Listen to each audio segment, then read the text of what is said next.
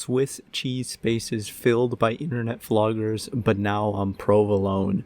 All alone. Or, all my idols have been she-heard. I've been having these weird dreams lately. The beauty smiling in the mirror was alluring, and I entertained this kind deception. The pleasure I wanted to experience of being a recluse again, spinning around the room with frills and polish, was tempting. Oh, so tempting. It appeared as if my masochistic fetishes were morphing into something I was not. I threw my ideals out the window and LARPed a bit to give myself something grander to think about. Do you remember writing Love is Dead? Because I sure don't.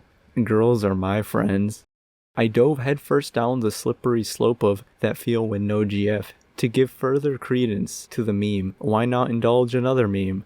Disregard the past and the feelings of yesterday? Today is a much better day. Could I retcon memories in exchange for a more convenient narrative that better fit in with the future I was writing for myself? Fear not, because the past was always this way to begin with. Confirmation bias reached critical mass. My unassuming and exceedingly common self-prescribed social anxiety and lack of confidence morphed itself into a self-affirming cycle of a proposed memory overwrite. But luckily, I lost my read-write privileges during this little tumble. I entertained the idea too much and it was starting to become serious. Did I ever want this? I half-heartedly mumbled something along the lines of greener pastures.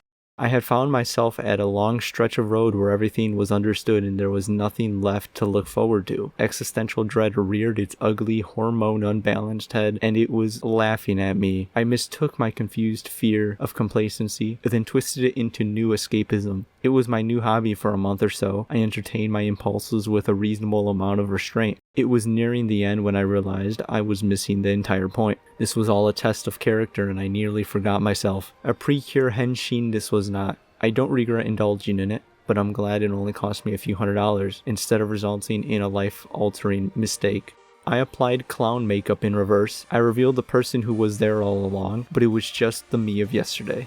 Going to talk with a therapist was probably one of the most useful wastes of money I've had in all my life. It was September 2018 and all the lights were off. I was uncomfortably interviewing myself in front of an X22 ThinkPad running Audacity as I recounted the painful history of one time I drove myself mad over a girl. This conversation was the one I dared not speak of. I called her the girl who must not be named, in the fear that uttering her name would unearth past trauma. The reason I tiptoed around the topic for well over 3 years was because of what I did afterwards. I fell into a destructive loop where I had complete disregard for what I did to myself, yet I forced myself to confront that memory. During the past few years, I would self-medicate with decompression chambers I recorded once a week. I would dig up my old gaming headset, open up Audacity and spill my thoughts for upwards of 2 hours. I would talk about everything, anything from the anime I was watching, or at digging up past trauma and coming to terms with my biggest fallacies. I especially liked presenting a difficult topic and forcing myself to reckon with it. Naturally, these were painted in a sheen of bias, but I tried to be impartial. I like myself as much as I love to criticize myself. My therapist told me, "You really are good at explaining your thoughts well." But of course, I had already recounted these traumatic events in vivid detail to myself many times before, though I treaded the water carefully as not to reveal too much. I knew I could be swindled out of more money and kindly asked to stick around for more sessions if I ever went on one of my post-female cyberpunk Denpo Otoko Dejiko Maxine type rambles. I knew exactly why I was there, and I wanted her to get to the point. But by the time she did, the fantasy had already begun to decay. The ThinkPad I named after a certain character from Oreimo was a better use of my time. I think I missed the point of therapy, but I also missed the point of Kami no Mizo Shiru Sekai. Swiss cheese on rye and ready to die.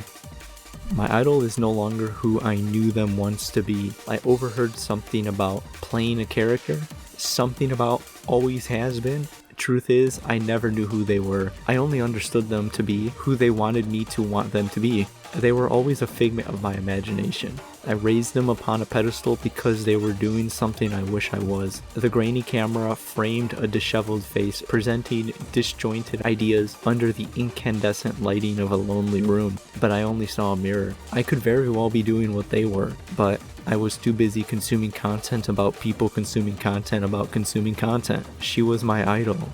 These were people that once filled the gaps in my Swiss cheese on rye sandwich, making me feel full again. That was before I realized I liked provolone better. The sobering truth of the matter was revealed. I could reserve my own feelings, but I can't do anything about it. No matter how close I thought I was to them, our fates were not intertwined. I had to follow my own path.